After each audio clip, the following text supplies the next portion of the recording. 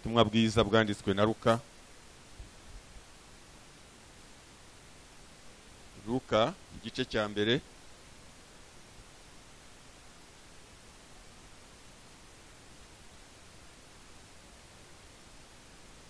ngeze hano usanga abayobozi barahindutse bagenda barangiza bigendera nyine haza abandi niko umurimo w'Imana umeze namwe mumeze nk'abapastori aho usanze pastori none si umusanga handi namwe rero muri abakozi b'Imana gusimbura nibisanzwe igice cya mbere umurongo uheruka wa 80 nuwo tugiye gusoma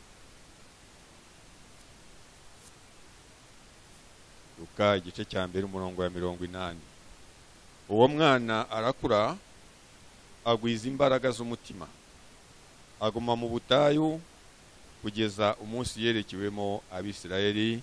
Amen. Iri jambo tugiye kuganira mu mwanya dufite kandi urahagije uyu mwanya ikizabashoboza gukora ibyo byose biri imbere yanyu kwegera Imana kuzabana n'Imana uzayibona kuyikorera uzanayibona nta kindi kizabidushoboza nuko tuzagwiza imbaraga z'umutima nitutagwiza imbaraga z'umutima ntabwo urugendo tuzarurangiza kuko nubwo tururimo ariko ibicantege nabyo ni byinshi nubwo tururimo ntabwo shitani n'abasinziriye kuko ntabwo ashaka ko tuzagira ku iherezo ryarwo. Nakomeje kubona magambo atambuka hangaha amakuru yo mu ijuru ntabwo twayamenya tudafite imbaraga z'umutima. Twayabwirwa n'iki? Twayakura hese? Tudafite imbaraga z'umutima ntabwo Imana yavugana natwe. Ntabwo yagiye atubwira. Kugira ngo yatubwire nuko dufite aho duhuriye nayo. Ko dufite aho duhurira. Mu buryo tuvugana ntabwo ari izi telefone zavuga ngo zigeze mu ijuru. Oya, ntabwo ari ibyuma byakira amajwi, tuyumva mu buryo bw'umwuka kuko twabanye n'Imana. Ndabifuriza kugwiza imbaraga z'umutima. Uyu Yohana mwene Zakariya yavutse mu buryo bw'igitangaza, yavutse mu buryo murabizi ntabwo njya mu mateka ye uko yavutse, uko nyina yamusamye ashaje, uko ise yaje kubona marayika ari mu rusengero akamubwira ko agiye kubyara umwana. Arabishidikanya kubera ko yari umusaza cyane n'umugore wari umukecuru, ariko iby'Imana yavuze byanze bikunze birasohora. Imana ntikora nk'abantu, Imana ikora nk'Imana. Imana ikora ibinyuranye n'iby'abantu bazi. Iby'abantu bibwira si iby'Imana yibwira.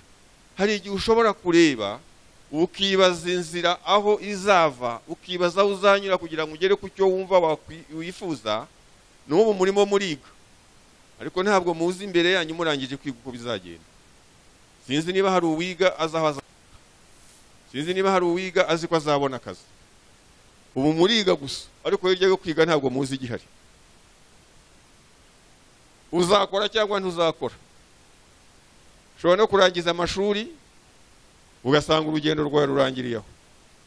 Byose birashoboka. Ugahita wigira mu ijuru, nta kazi kabayo rero. Oya, mu ijuru ntuguhimbaza, ntugushima Imana, ntukunezerwa, nta miriho, nta maraporo yandi. Ushobora no kurangiza amashuri hano mu isi ugahita witahira ukigira mu ijuru. None se nimwavuze ko muri mu rugendo rujya mu ijuru, none se muzi igihe muzarusoreza? N'uyu munsi rwasoza. Urangije amashuri wahita usoza n'urugendo. Byose birashoboka. Gwiza imbaraga z'umutima kugira ngo ushobore kubana n'Imana neza. Imana idufashe cyane. Abantu bajya bibaza bakareba bakabona nk'umuntu uhora mu rusengero, uhora yumva ijambo ry'Imana, rimwe na rimwe yitwa n'umukozi w'Imana, wamureba ukabona mu by'ukuri ntaho ataniye n'abandi bantu bose basanzwe. noneho umuntu akibaza atari ko uyu muntu uko aba mu rusengero, uyu muntu uko avuga Imana, ariko ko tubone nta cyarusha batarugeramo. Nimujya mubyumva mwebwe cyangwa namwe mujya mubibona? Nta yindi mpamvu uriya muntu nta mbaraga z'umutima bafite. Ntabwo ari imbaraga z'umubiri zikora muri urugendo rujya mu ijuru. Ntabwo ari imbaraga z'amafaranga zikora muri urugendo rujya mu ijuru. Amafaranga ngo ntahatageze umuntu, ariko ntabwo yageze umuntu mu ijuru. Amafaranga yageze umuntu. Imbaraga z'amafaranga rero zifite aho zigarukira. Imbaraga z'umubiri zifite aho zigarukira. Samusoni burya yari azifite, akajya yica abantu agashwanyaguza intare akagira ate, ariko nizamushiranye bakamunogora amaso. Yari afite imbaraga z'umubiri, ariko nta mbaraga z'umutima yagiraga. Iyo yageraga ku mugore yahitaga acika intege. Imbaraga z'umubiri zifite aho zigarukira, ariko imbaraga z'umutima zirakora none, zizakora n'ejo, zizakora kugeza ubwo tuzagera ku iherezo ry'urugendo. Kwiza imbaraga z'umutima kuko nizo zirwana ahakomeye. Imbaraga z'umutima burya Yosefu yari azifite. Yarwanye intambara ikomeye kwa Potifari. Kandi umuntu ufite imbaraga z'umutima mu by'ukuri iyo umurebye ubona imbaraga z'umubiri ntazagira. Yosefu bene se bamufasha areba ntiyashoboye no kubarya inzara. Urumva ari imbaraga z'umubiri yari afite. Bamwambuye ikanzu areba ntacyo yashoboye gukora, nta mbaraga z'umubiri yari afite. Baramuzirika bamugurisha bamujyana areba, baratwara, ntashoboye kwirwanaho, nta mbaraga z'umubiri afite.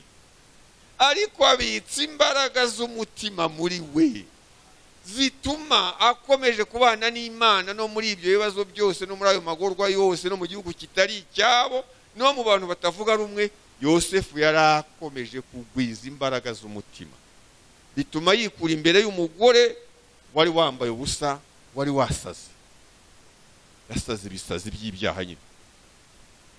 Yibwira ko ari bugushe Yosefu mu cyaha, ariko Yosefu aramureba aravuga ati yewe nagwije imbaraga z'umutima. Ari umusore washimye Imana, aravuga ngo arashima Imana ko ari umusore wuzuye. Na Yosefu yari yuzuye. Ashima Imana ko ndi umusore wuzuye, mfite ingingo zose kandi zikora. Mwamwumvise? Burya rero ni muzima hose, ameze nka Yosefu ko yari ameze. Burya Yosefu yaza kuba hari urugingo rudakora, ntabwo abashimwa ubutwari, kubera kuba ari umurwayi nyine, ariko yari yuzuye.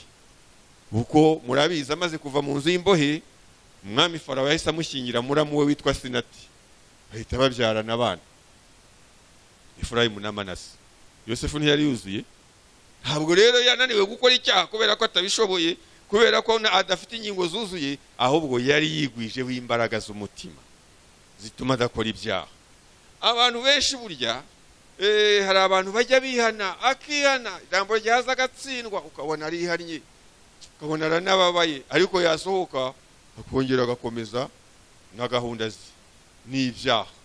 Imana ugasanga ntaho bahurira, nta kindi abuze, arihana koko, yumva ijambo ry'Imana agatsindwa, ariko nta mbaraga z'umutima afite. Gwiza imbaraga z'umutima niba ushaka kuzabona ubugingo buhoraho. Uyu mwana arakura, agwiza imbaraga, arakura kandi agwiza imbaraga. Ni ibintu bibiri yakoze. Yohana yarakuze, hari abantu badakura, kabona ari abasaza ariko badakuze mu buryo bw'umwuka. Kumva amagambo avuga ukumva ni nk'umwana rwose, magambo ye ntabwo akuze. Yahura n'akantu akariko kose. Hari abantu burya bafite imbaraga ariko nkeya. Jambo dufite nirivuga ngo iki? Kugwiza imbaraga z'umutima. Hari abantu bafite imbaraga ariko nkeya. Hari abantu bafite ubugingo ariko bukeya. Turaganira buhoro nk'abantu bari mu iteraniro ritoya. Ntabwo ari ngombwa ngo mvuge cyane n'abatari hano babyumva. Turagenda buhoro tuganire buhoro. Hari abantu bafite imbaraga ariko nkeya.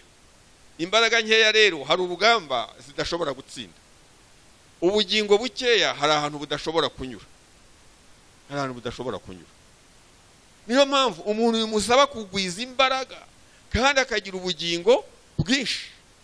Kuko hari ikigeragezo ushobora kugeramo, hari ahantu ushobora kugera ukumva ufite impungenge n'abantu bakakugirira impungenge bakavuga bati kanaka ubwo agiye hariya ntabwo tubizi ko azakomeza urugendo, afite ubugingo buke, afite imbaraga nkeya, abantu bamufitiye impungenge, nawe ubwe yifitiye impungenge.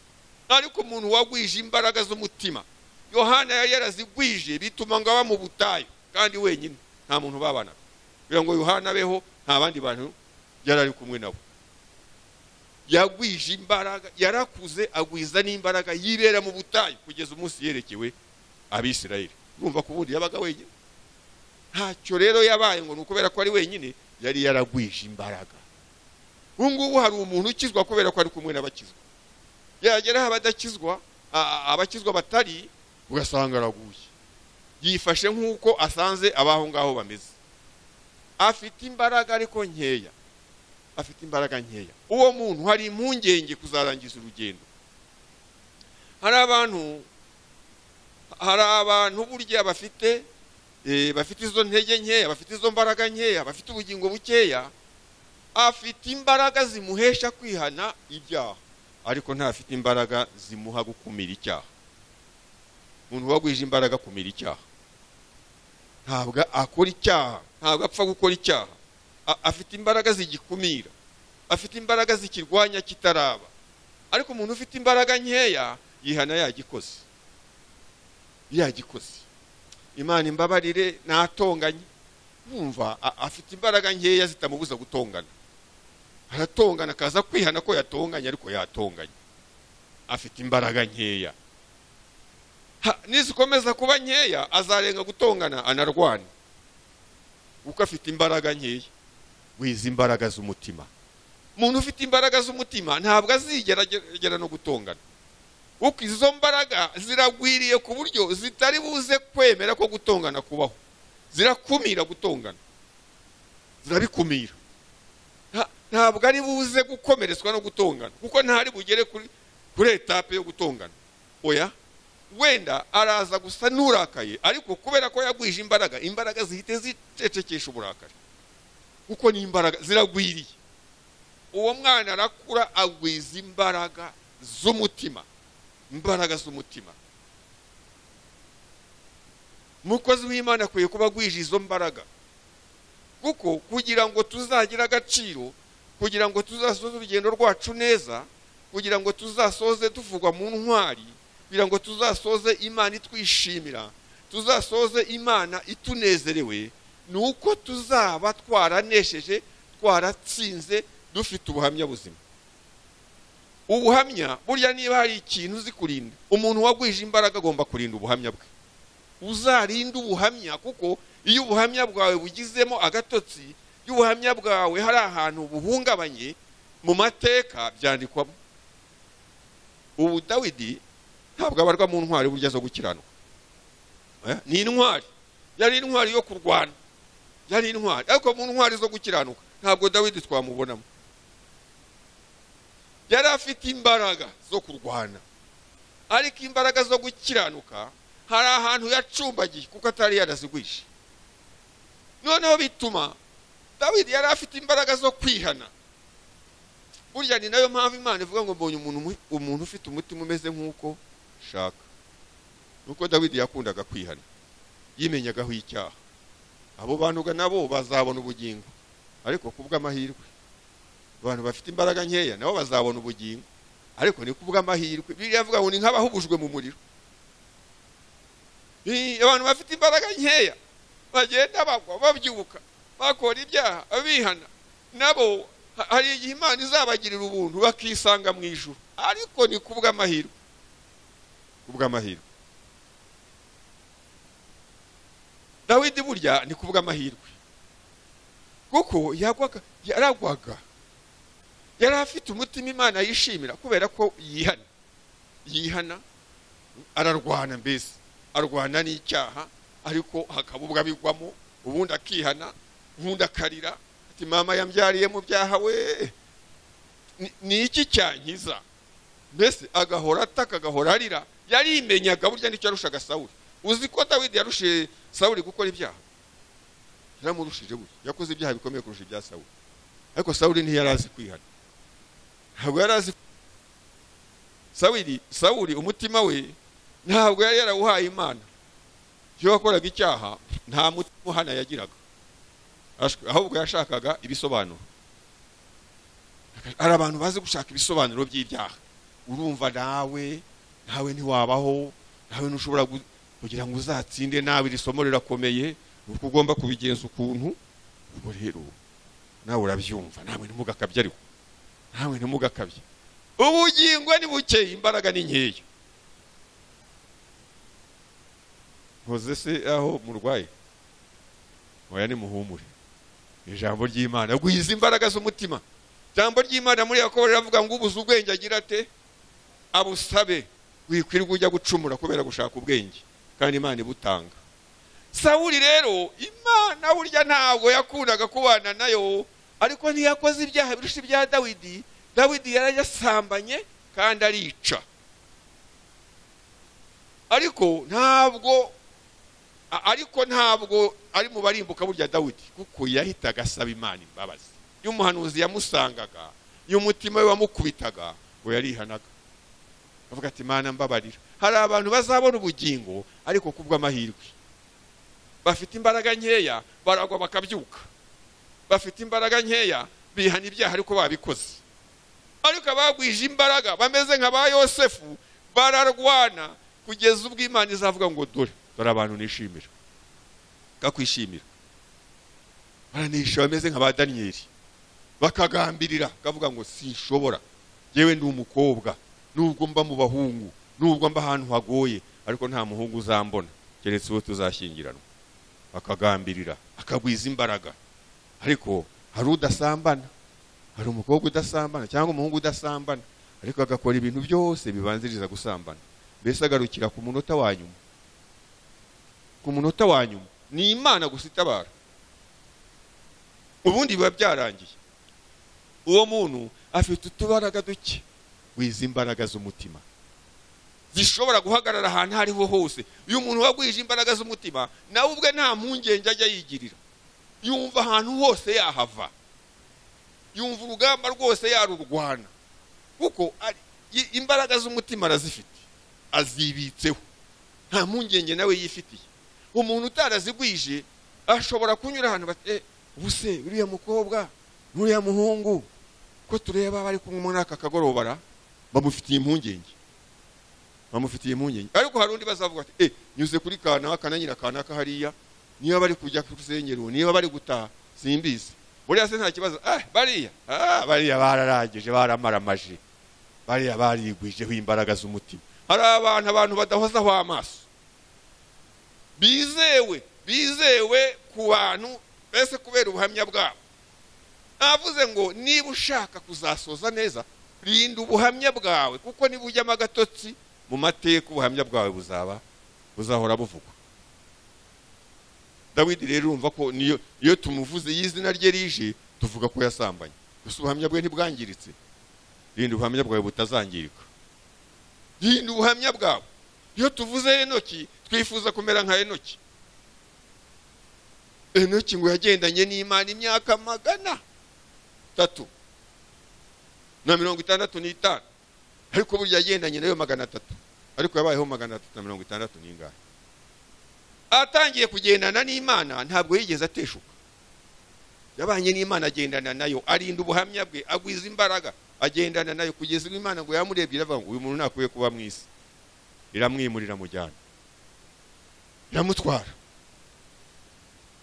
Yari yaragwije imbaraga ku buryo Imana imureba nayo ikavuga iti uyu muntu akwiye kubana nanjye, akwiye kuza akabana nanjye. Kuko burya hari abantu bagenda bakizwa bagwa, bezwa bongera bandura. Ubwo izo mbaraga ziteye impungenge, kuzarurangiza ni Hamana. Saba Imana ikugwiriza imbaraga ku buryo nawe uvuga uti umva nanjye ndumva kabisa nuzuye. Nubwo turi mu rugamba, nubwo nta wivuga nk'uwiyambuye umwambaro w'intambara atabarutse, ariko burya hari n'umuntu udafite impungenge. Vuga ngo buriya haje ibibazo, haje intambara, haje imvururu mu itorero, haje imvururu muri korali, haje imvururu muri iki, kanaka we nimumwihorere, buriya ntacyo byamutwara biriya, ahubwo mu mushaki araza kubafasha. Arizewe, yigwijeho imbaraga nta gipfa kumugusha. Hari umuntu ugushwa n'amagambo kandi ari umukirisitu, afite imbaraga nkeya, ngo bamuvuza akivumbura, ngo bamuvuze umurimo w'Imana akawivumbura, ngo bamuvuze ati niriya gurupe sinzayigarukamo. Bamuvuze afite imbaraga ariko nkeya. Ariko umuntu wigwijeho imbaraga ameze nka Stefano, ameze nka Yesu. Irigara abantu bameze nka Yesu, uretse ko batari Imana nkawe, ariko bageze ikirenge mu cye, bazi neza kubabarira agaciro kabyo. Utakwirirwa mbese utatesha igihe ngo urabavana mu mwanya wabo. Niyo wabatuka, niyo wabasebya ugasanga ntacyo mubwiye, mwahura ukagira ngo nta nabizi kandi abizi. Ntacyo byamutwaye, agwije imbaraga z'umutima. Ibyo wamusebeje arabizi, kuba mugambaniye arabizi, urwango umufitiye arabizi, ariko biraza bikikubitaho bigasanga yagwije imbaraga z'umutima. Bavuga ngo nawe ntabwo ari we, ni Satani. Buriya ntacyo mpfa nawe, ko ntacyo namutwaye, ni Satani. Ariko umuntu ufite imbaraga nkeya, umuntu utaragwije imbaraga, umuntu ufite ubugingo bukeya, baramureba ati yahoza ndeba nabi, reka da sinzongera no kumusuza, nabonye ndeba nabi. Wabibonye uteze? Ni intege nke, nta mbaraga z'umutima ufite. Ashobora kuba areba nabi kubera ko yanyuze mu myotsi, amaso yarahinduka. Hari impamvu itumye areba uburyo butandukanye n'ubwo yarebaga. Ariko ashobora kuba atari nawe yarebaga, ariko kubera ko ufite ubugingo bukeya uriyenza, meze nk'umwana nyine utarakuze. Yohana arakura agwiza imbaraga. Umwana udakura rero ahora yiyenza, abandi bamureba ngo arandebye, bavuga ngo baramuvuze, mbese ntiyakuze, ni ingwingiri. Uwo mwana arakura agwiza imbaraga. Dukwiye gukura mu by'umwuka, dukwiye gukura mu by'urugendo rujya mu ijuru. Dukwiye guhora turi abana, niko Paulo yandikira Abefeso. Dukwiye guhora turi abana, duteraganwa hirya no hino n'imiyaga n'imyigishirize, ibintu ugasanga biragukoza hirya no hino, kandi ugasanga biragushoboye. Kubera iki? Ntabwo wakuze. Dukwiye kuba turi abantu bakuze, bageze ku rugero rushyitsi, ushobora gutambuka mu bihe byose ugatambukana mu bugingo bwawe. Ntabwo dukwiye kuba turi abantu dufitiye impungenge, Imana itugirira impungenge, abantu batugirira impungenge.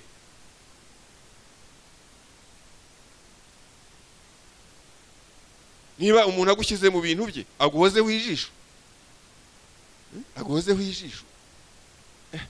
buriya se mbese ahora kureba, n'ukubera iki? Ntabwo uri umwizerwa, nta cyizere agufitiye. Dukwiye kuba abantu bafite icyizere n'Imana n'abantu. Kana kuri yawe yewe, niyo utakwirirwa umukontorora, uriya afite imukontorora, uriya rwose nta kibazo. Ubera iki? Wagwije imbaraga z'umutima. Ndasaba Imana ngo buri muntu wese Imana imuhe imbaraga z'umutima. Ntabwo ushobora kunesha intambara, ntushobora gutsinda, ntushobora kuzarangiza urugendo udafite izo mbaraga. Nururangiza azaba ari Hamana nyine, kwa kundi nababwiye, kwa kundi uzajya ugenda n'ibikomere, ukomereke, wongera amaraso ya Yesu akomore nyine. Arahari iburyo bw'Imana, aza abanyantege nke bose arabatwara, kuko ari umwungeri mwiza. Abanyantege nke n'abanyembaraga bose aratwara. Ni nayo mpamvu burya abashumba ngo bafite inshingano zo kumenya izisindagira n'izigenda nabi, zose akazitwara, n'inyantege nke n'izavunitse. Yesu azitwara zose. Ariko hari igihe ivunika igahera mu gihanamanga, hari igihe ivunika igaherayo. Burya izavunitse zizagerayo ni nkeya, izo bashoboye gushyira ku bitugu. Hari izo batamenya, hari izo batabona.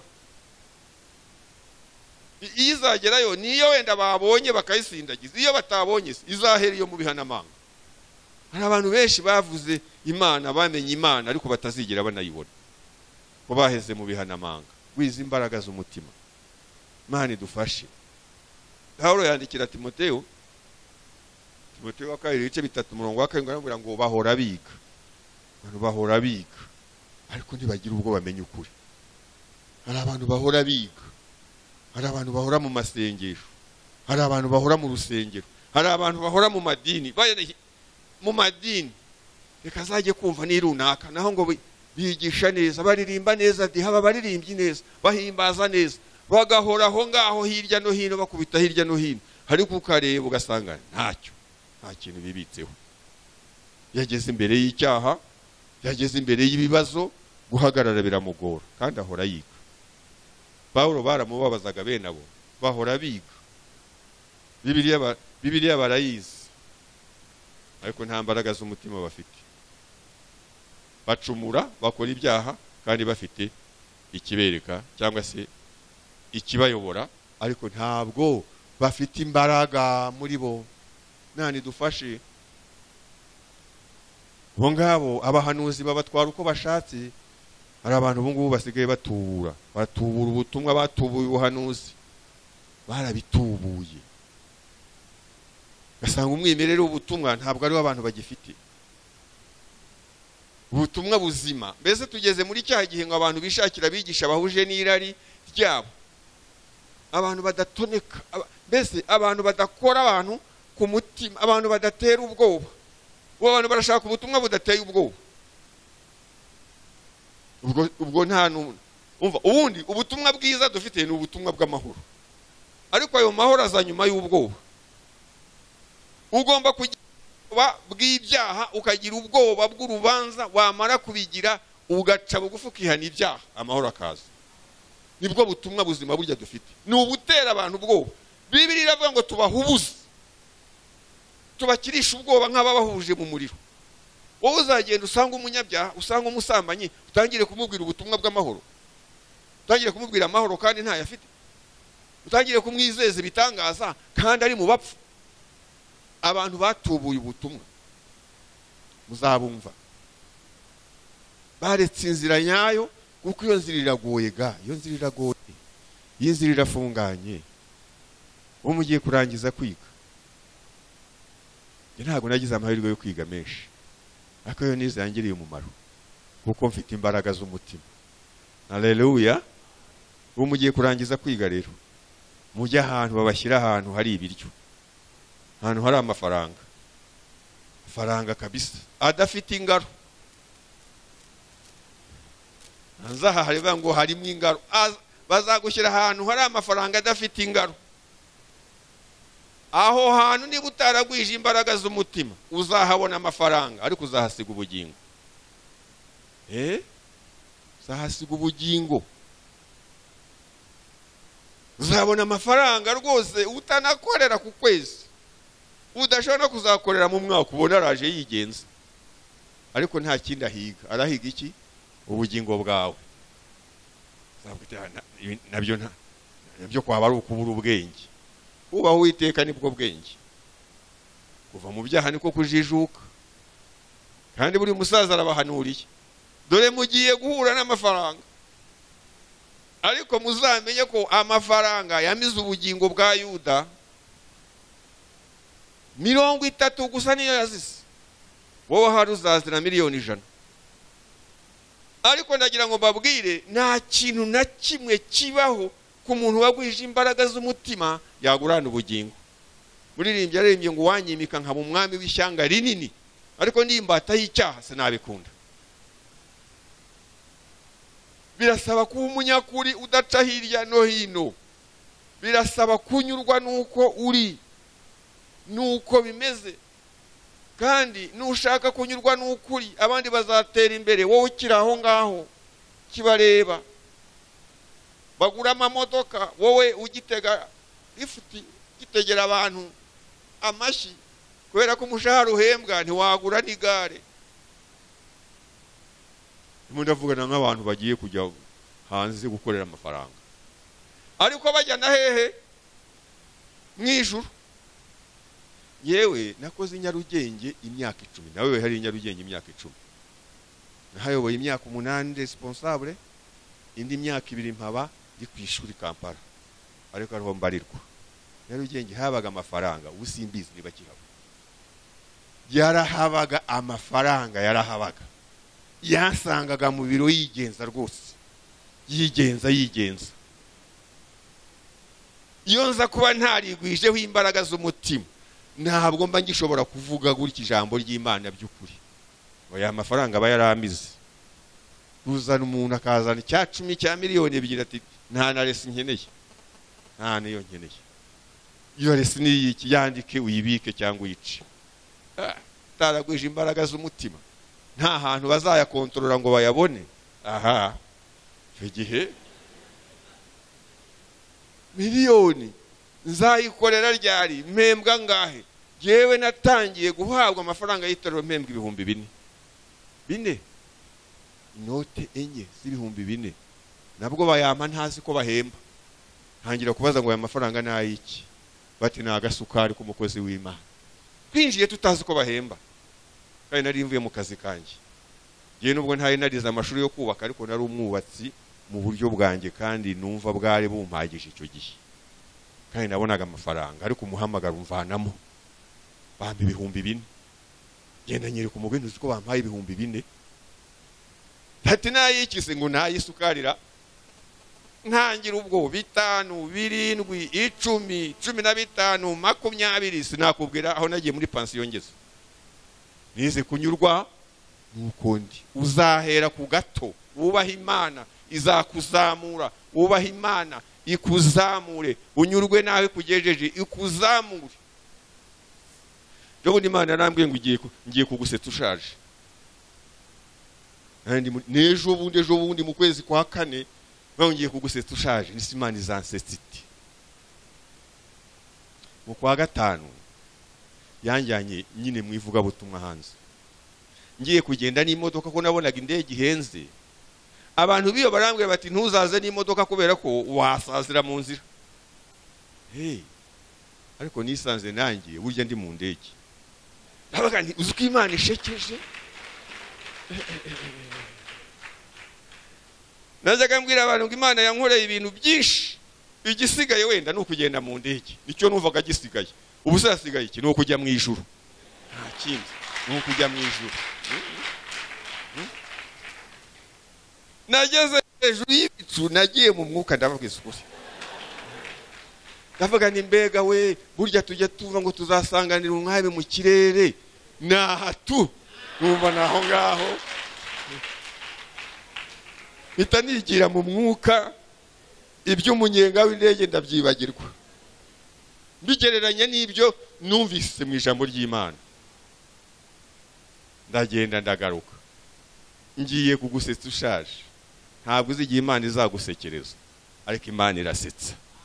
Yubahe gusa, yubahe, gwiza imbaraga z'umutima, urwane n'ibyaha. Kandi si ukurwana n'ibyaha gusa, hari ukurwana n'ibyaha no kubirwanya byombi. Kurwana n'ibyaha ni muri wowe, ku ruhande rwawe, ukarwana nabyo bishaka gutandukanya n'Imana. Hari no kubirwanya mu bandi bashaka kubikora cyangwa badafite imbaraga nyinshi, ukabafasha kurwanya ibyaha. Niyo mpamvu irivuga ngo nubona mwene se akoze icyaha umusange. Burya ni ukurwanya ibyaha. Noneho kurwana nabyo ni wowe ku giti cyawe, ngo bitakwinjirana. Ntabwo wabishobora rero utaragwije imbaraga z'umutima. Ba Stefano bari barazigwije burya. Ba Paulo bari barazigwije. Niyo mpamvu n'akarengane ntacyo kababwiraga. Ariko hano hari abantu bafite umwuka w'ubucece. Bitwa ko ari umurokore, ariko akaba nta muntu arabwira ijambo ry'Imana.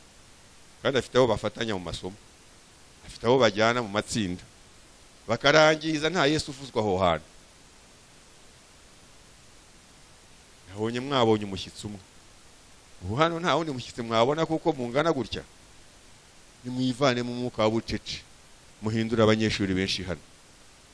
Imana yabatumye amanota n'amadiplome, ariko yabatumye n'imitima. Gwiza imbaraga z'umutima, kuko izagushoboza kuzana abantu kuri Yesu. Mwuka w'ubucece uzavaho. Ubonye uburyo ujya umubwira, ubonye uburyo umuganiriza. Twakijwe se kubera iki? Twakijwe ko abandi bantu batubwiye, twakijwe ko abandi bantu batubwirije. Mwese nimuceceka abantu bazahera mu byaha, kandi bazagira ngo uko bameze ni uko nguko, bazagira ngo uko bizera ni uko. Bahora biga ariko ntibamenya ukuri, barasenga bakabeshya, barasenga bakariganya, bavuga Imana bagakora. Muri Tito igice cya 16 baravuga ngo bavuga ko bazi Imana ariko bakayihakanisha ibyo bakora. Gukizwa ni ugukizwa, bitandukanye no kuba mu idini. Oya, jewe nari umunyedini, murabizi njya mbibabwira cyangwa abo nabibwiye baratashye. Nari umunyedini, jewe nari umuhereza mu kiliziya, nambaraga ikanzu, buri cyumweru twabaga dufite umushumi turi bukenyeze, nitwaga Pascal kandi, ariko ntabwo nari nzi inzira ijya mu ijuru. Narabatijwe bampa boji ngo n'urumuri rumurikira umutima wanjye, ariko ntabwo umutima wari warigeze umurikirwa, ntabwo wari warigeze umurikirwa. Nakoreraga n'ibyaha kuri aritari kandi nambaye ikanzu. Sese kuri aritari umuntu yahakorera iki? Ubu naha wasa kuhava wakoze ibyaha. Ibyaha se bikorerwa he ko bihera mu mutima? Byaha bihera mu mutima. Ushobora kuva hagaha waguye kandi wari mu rusengero.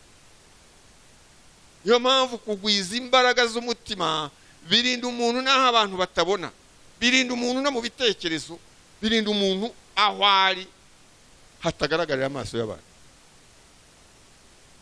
Hari umukobwa twari twarabateranijwe, twakundanaga, mbese twahuriye mu nyigisho z'umubatizo turanakundana, tuje kwigira umubatizo.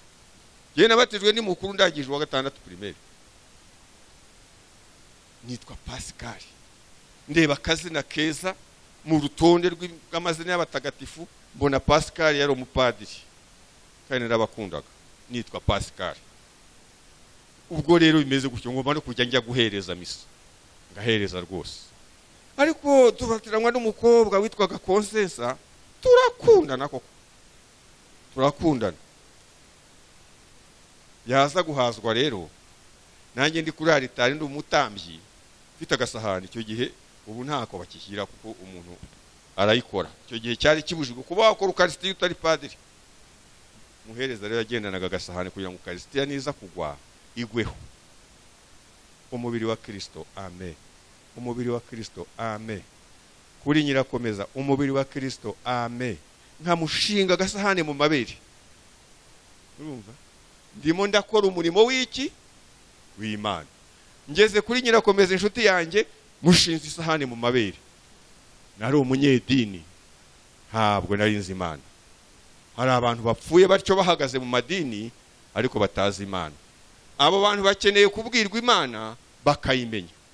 Abo bantu bameze nk'uko twari tumeze. Ariko uyu munsi wa none ndashima Imana ko ndi umugenzi ujya mu ijuru.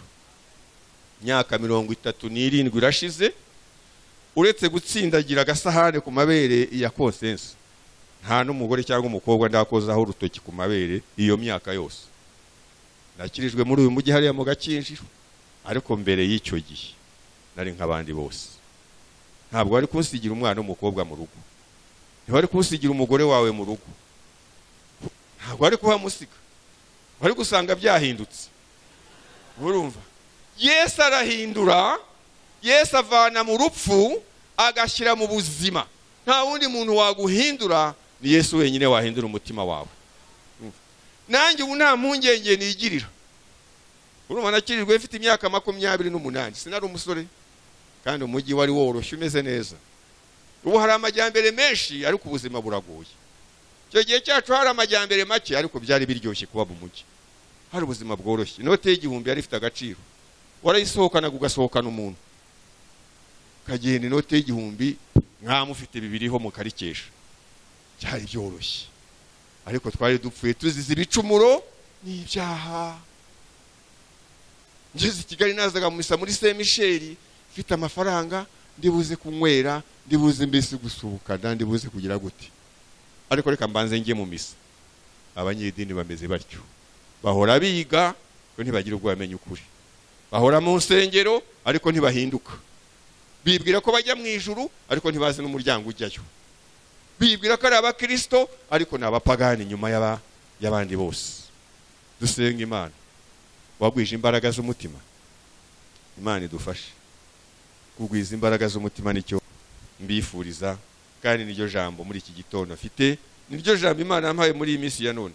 Abantu bagira uko bahamagarwa, niryo yampaye muri iyi minsi mike cyane. Je niko mbaho niko mbana nayo.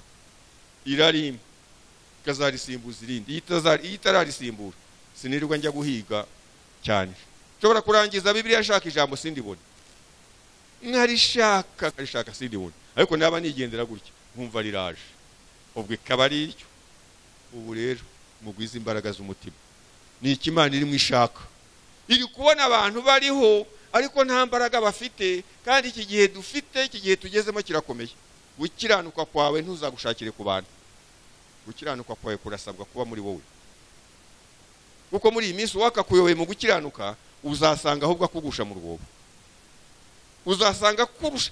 Mu gihe cya mbere dukizwa twinjira mu itorero twari tumeze nk'uko twaduhinja tuvuka, ugasanga abantu baradusegasiye, abaturanyi, abana bo mu rugo basagasiye ako gahinja. Niko mu itorero byari bimeze.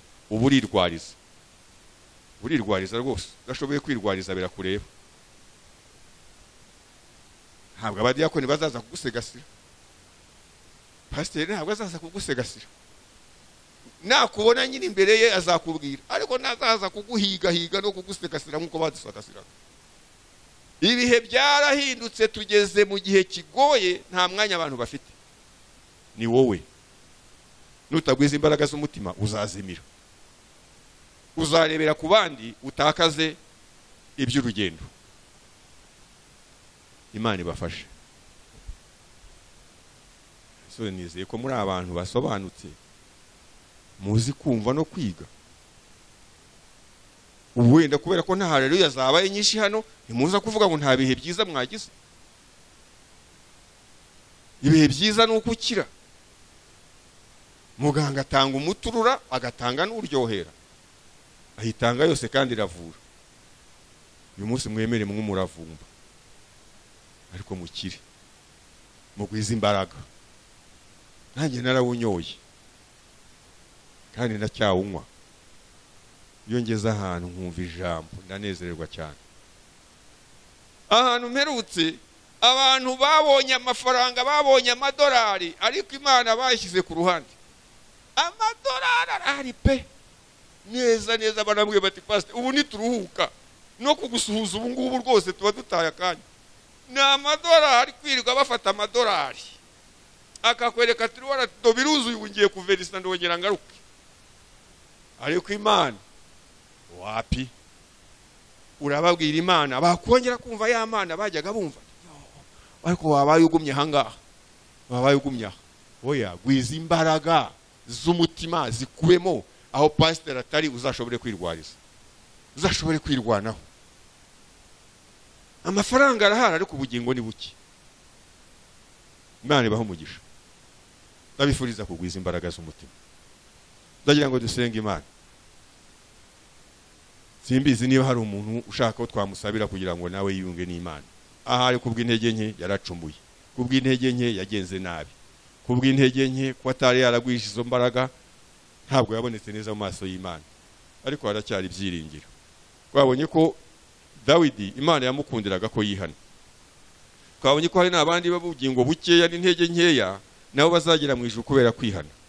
Haba hari umuntu umeze utyo uvuga ati jye naracumuye, jye nkeneye gusaba imbabazi, turaza no gusengera umuntu usaba imbaraga z'umutima. Cyakora izo ndibwira ko ntawe utazikeneye, nanjye n'ubu ndacyazishaka, kuko nukugwiza.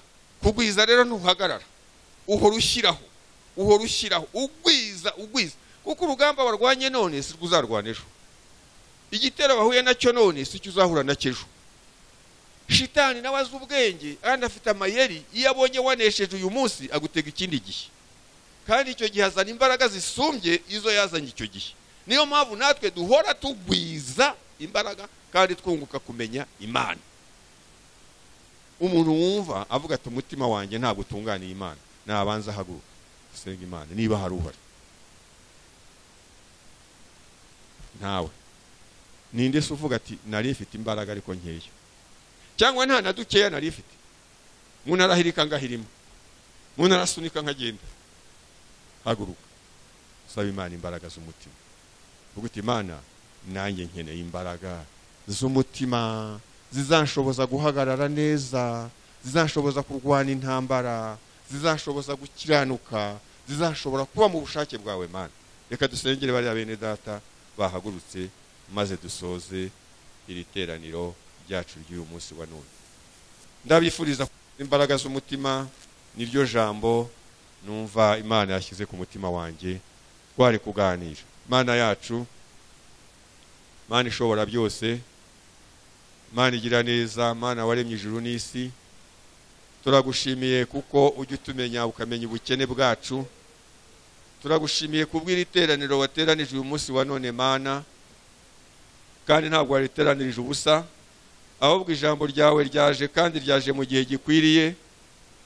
Tubonye abaja n'abagaragu bawe jambo rikibageraho bimenyeho intege nke, bimenyeho ko bataragwiza imbaraga, kandi urugamba ruracyakomeje, urugendo ruracyakomeje, uturwanya aracyakomeje. Shitani ntasinzira, ntacogora, ntagira konji, n'ingabo ze barahagurutse kurwanya abagenzi.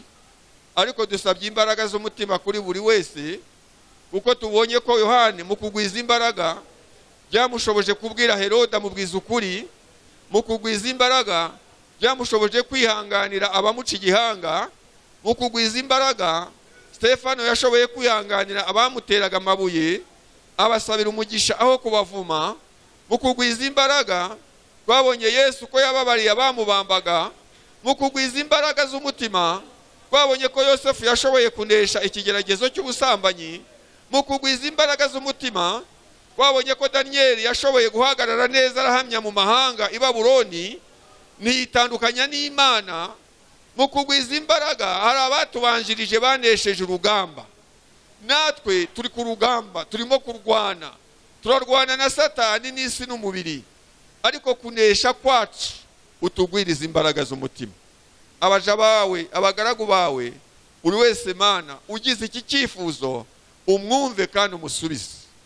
Igihe turimo kiragoye, ariko niwe duhanze amaso. Turagushimiye rero kubwira ijambo Mwami Imana, urakoze kuko uhembuye imitima kandi ukabutanze imbaraga zo kunesha, kugira ngo tuzarangize urugendo neza tudakozwe n'isoni, ubuhamya bwacu butanduye.